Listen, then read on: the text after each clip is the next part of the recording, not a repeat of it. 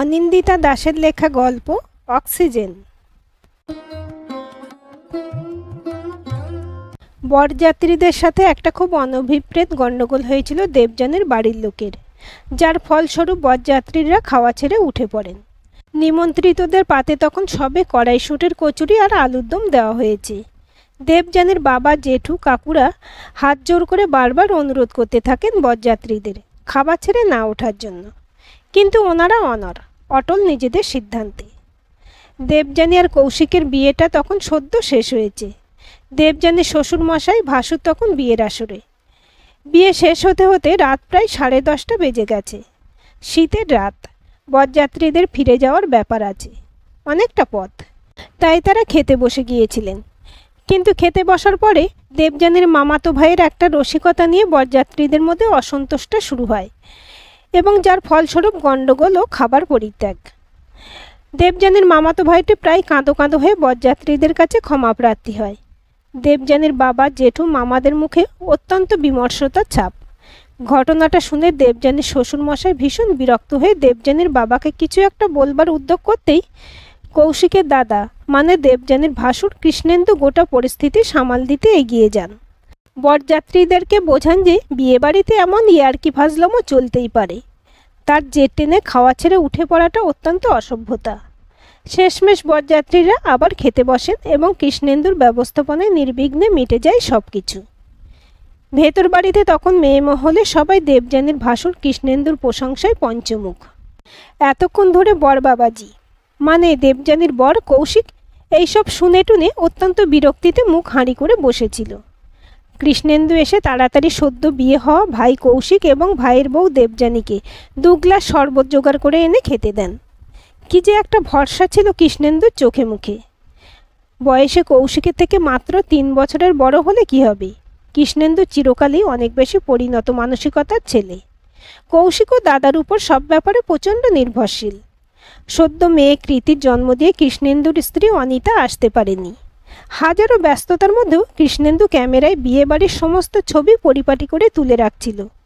ভাইয়ের বিয়ের সুন্দর মুহূর্তগুলো অনিতাকে দেখাতে হবে যে। তারই ফাঁকে দেবযানীকে এসে তড়িঘড়ি কৃষ্ণেন্দু বলল, বৌমা, শিগগিরই ধরাচুরো ছেড়ে একটা হালকা শাড়ি পরে বিশ্রাম নাও, সারাদিন বড্ড ধকল গেছে তোমার। দেবযানী কৌশিকের অ্যারেঞ্জ ম্যারেজ। বিয়ের আগে একবার কৃষ্ণেন্দু দেবযানীকে দেখতে এসেছিলেন পরিবারের সকলের সাথে। তখন সেভাবে কথা বলেননি হবু ভ্রাতৃবধূর সঙ্গে। আজকেই প্রথম সরাসরি দেবযানীর সাথে কথা বললেন, বৌমা সম্বোধন করে। দেবযানীর মা, জেঠিমা, কাকিমারা যার পরনায় পুলকিত হলেন। ভারী চমৎকার সহবত শিক্ষা তো ছেলেটির।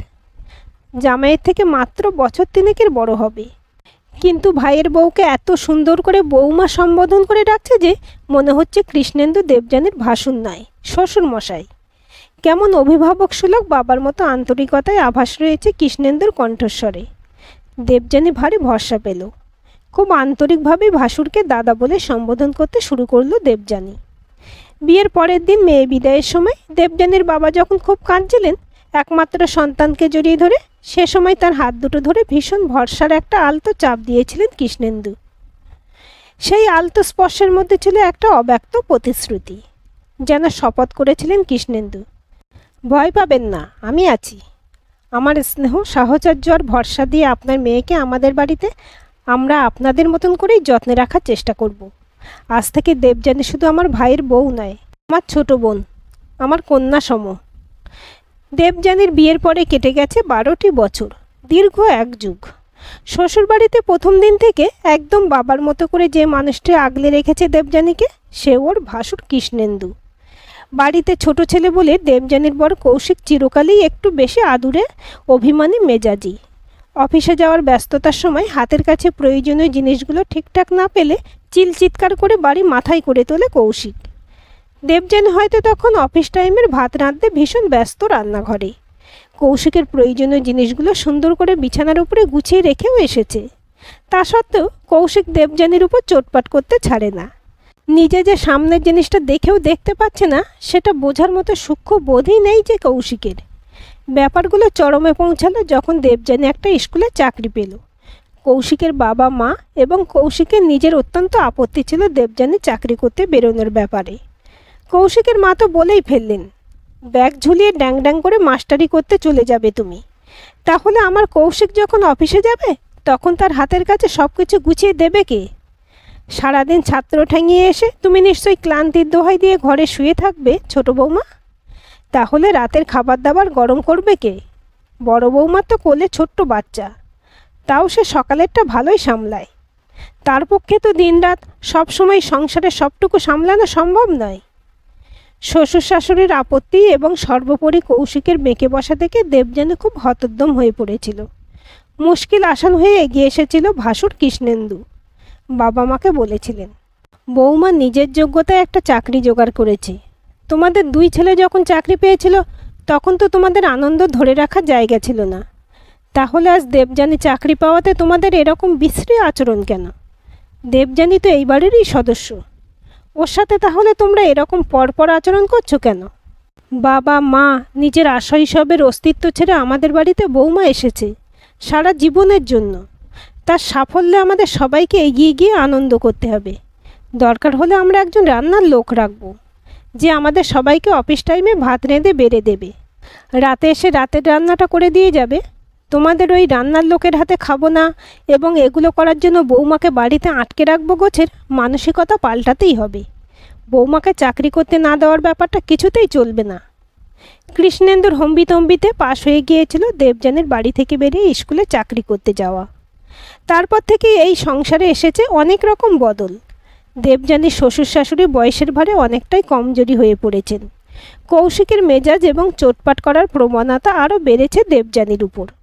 দেবযানী মা হয়েছে একটা ফুটফুটে ছেলের। সেই ছেলে কৃষ এখন ক্লাস 5-এ পড়ে। ছেলেকে বড় করবার সমস্ত দায়িত্ব দেবযানীর। কৌশিক এখনও সেই বাবা মায়ের আদর খাওয়া ছোট্ট ফুল বাবু ছেলেটি হয়েই রয়েছে। যৌথ পরিবারের কোনো রকম দায়িত্বই নিতে হয় না কৌশিককে। বাবা বাজার করেন, মা সংসার পরিচালনা করেন, আর পরিবারের যাবতীয় ফাঁকফোকরগুলো সুনিপুণভাবে ভরাট করে দেন দাদা কৃষ্ণেন্দু এবং তার যোগ্য সহধর্মিণী অনিতা। দেবযানীর সারাদিনের দম ফেলার ফুরসত নেই। ভোর 5টাতে দিন শুরু হয়। সারাদিন স্কুলে পড়িয়ে বাড়ি ফিরে ছেলে কৃষকে হোমওয়ার্ক করানো, খাইয়ে ব্রাশ করিয়ে বিছানায় শোয়ানো।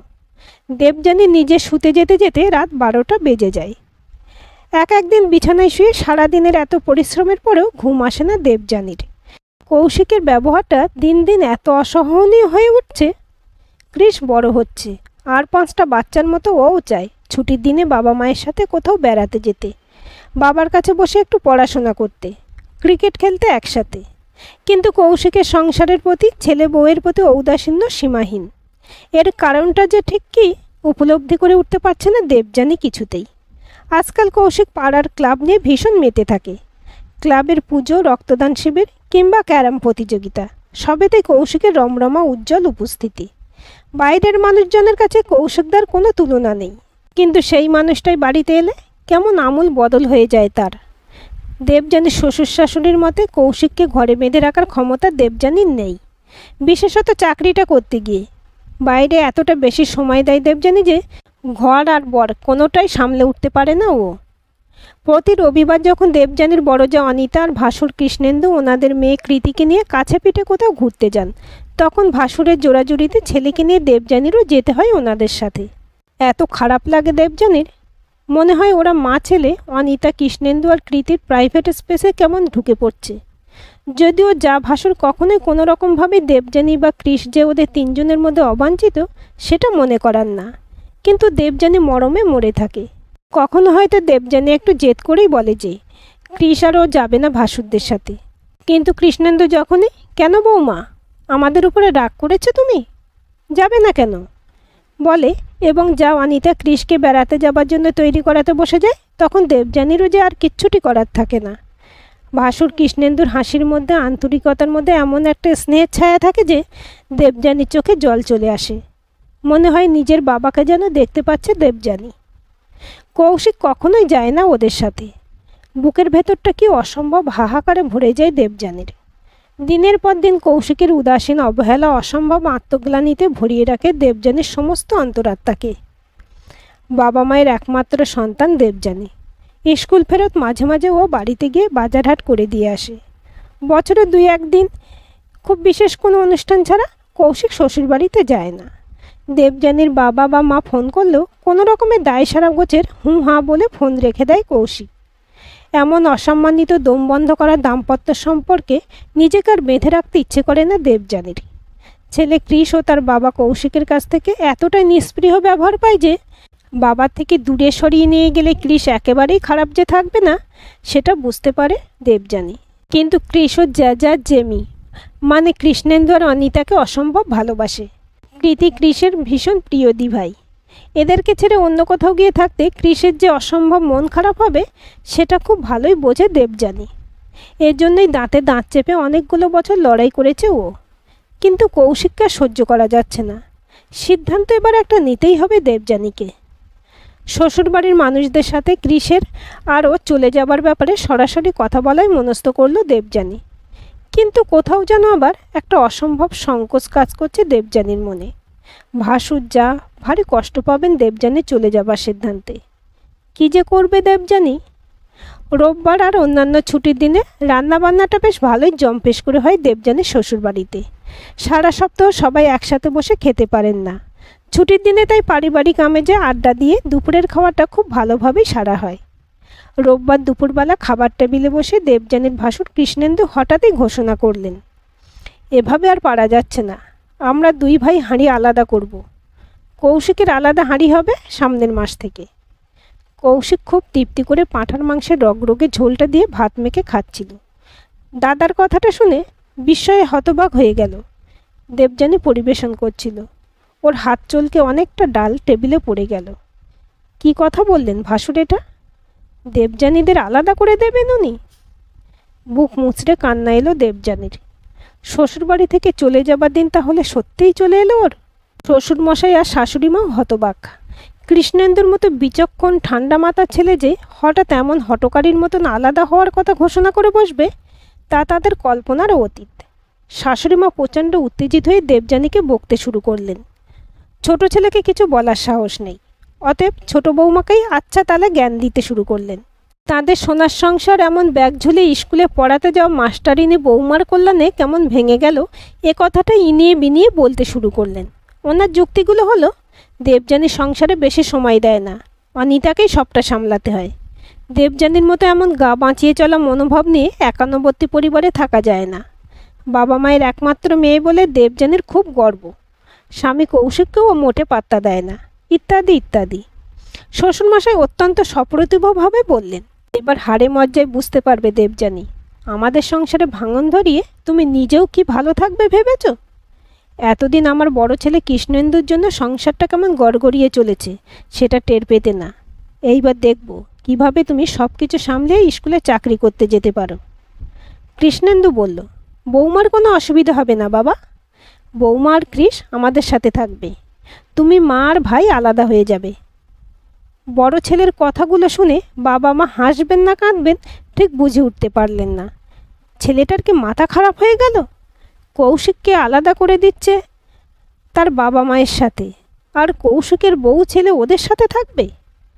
দেখা গেল বড় বউ অনিতারও পূর্ণ সমর্থন রয়েছে স্বামী কৃষ্ণেন্দুর কথায়।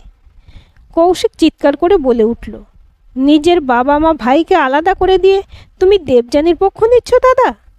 বৌদি, তুমিও কোনো প্রতিবাদ করছো না? কৃষ্ণেন্দু বলল, আমি ন্যায়ের পক্ষে নিচ্ছি ভাই।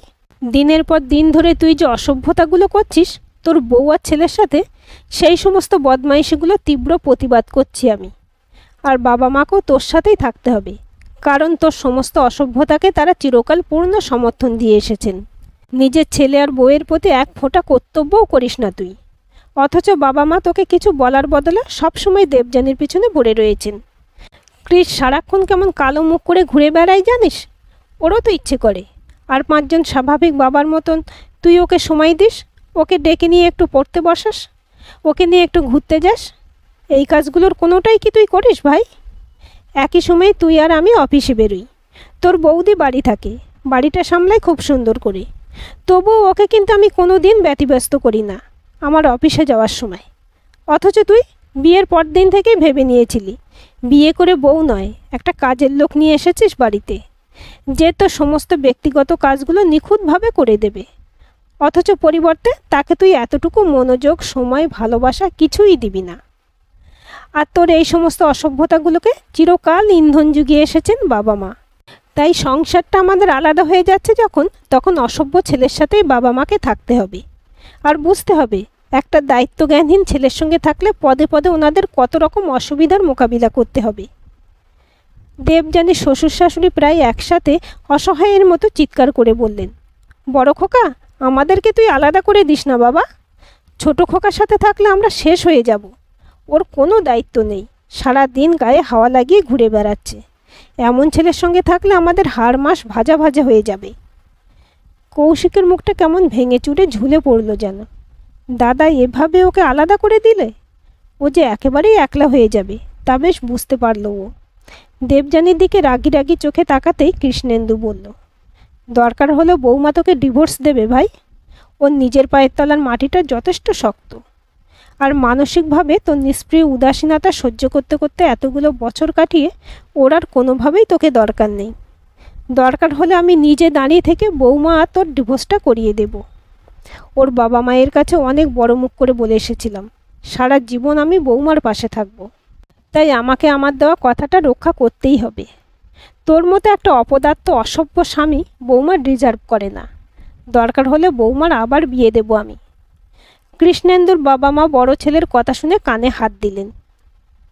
কৃষ এখন প্রত্যেক রবিবার বাবার সাথে বাজারে যায়। কৌশিক নিয়ম করে ছেলেকে পড়াতে বসায়।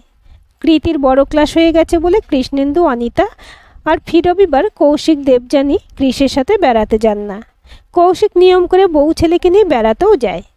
দেবযানীর শ্বশুর শাশুড়ি দুজনেই এখন ধর্মে কর্মে মন দিয়েছেন খুব। ছোট ছেলে কৌশিককে তারা আর কোনোভাবেই প্রশ্রয় দেন না। বলা ভালো, ছেলে বৌমার আভ্যন্তরীণ ব্যাপারে ওনারা মাথা ঘামান না।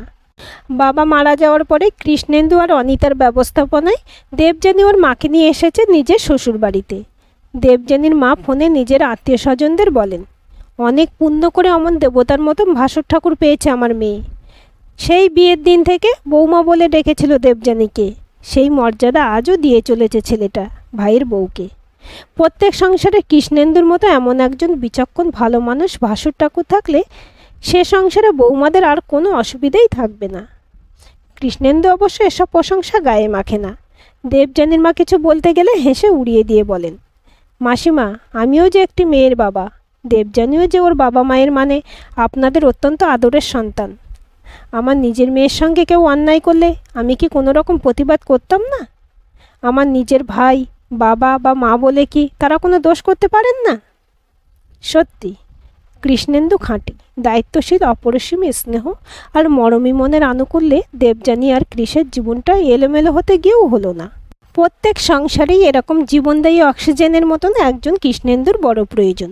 সম্পর্কগুলো তাহলে হয়তো বা স্বার্থপরতার, অহংকারের, দর কষাকষির জটিলতায় আবর্তিত হতে হতে অবক্ষয়ের অন্তরালে নিরুদ্দিষ্ট হওয়া থেকে মুক্তি পাবে। আজকের এই গল্পটি আপনাদের কেমন লাগলো কমেন্ট করে জানাবেন। ভালো লাগলে অবশ্যই একটা লাইক দেবেন আর চ্যানেলটি সাবস্ক্রাইব করে সাথে থাকবেন।